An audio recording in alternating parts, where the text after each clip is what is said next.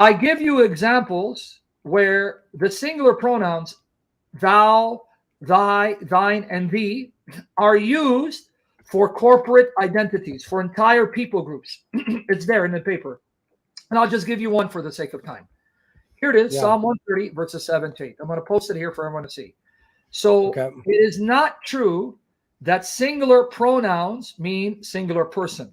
Singular pronouns are used for corporate identities, for a group of people, a nation, who are unified in some way. Here, let me give you an example. Here it is, Okay. classic example using the King James. It's in my article, guys. Okay.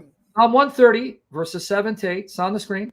Let Israel, masculine singular pronoun, hope, masculine singular imperative verb. It's not about the nation.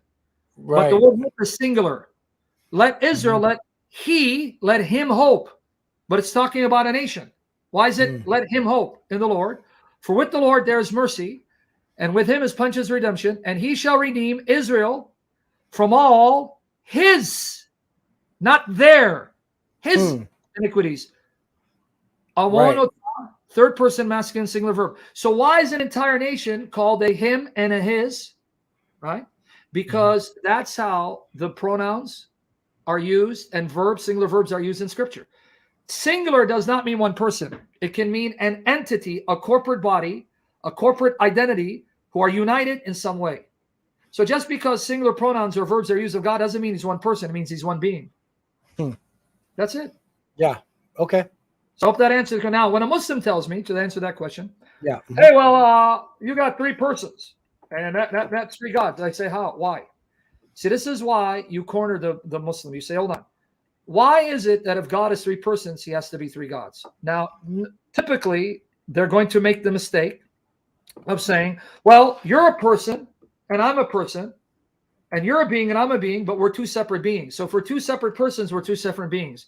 Then I say, well, thank you for committing shirk. What do I mean? Shirk is S-H-I-R-K in transliteration. Shirk is the sin that the Quran says Allah will never forgive.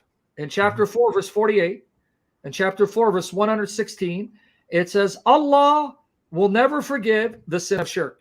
That's associating creatures with Allah, ascribing to them divine characteristics, or likening Allah to a creature. And in chapter 42, verse 4 of the Quran, and chapter 112, verse 4, we're told that Allah is unlike anything. For that argument to be true, that Allah, if he's more than one person, even though I don't believe Allah, the Quran, is God, he has to be three separate gods, means that he has to be identical in his existence with creatures. Because I am one person, one being, you're another person, another being, so that's two beings. But that would only apply to Allah if Allah's mode of existence is identical to ours. But last time I checked, you Muslims say Allah's unlike anything. Right. So why would it have to be that God can only be one being if he's one person? Just because I can only be one being if I'm one person, that doesn't transfer over to God, because he transcends my mode of existence. That doesn't work.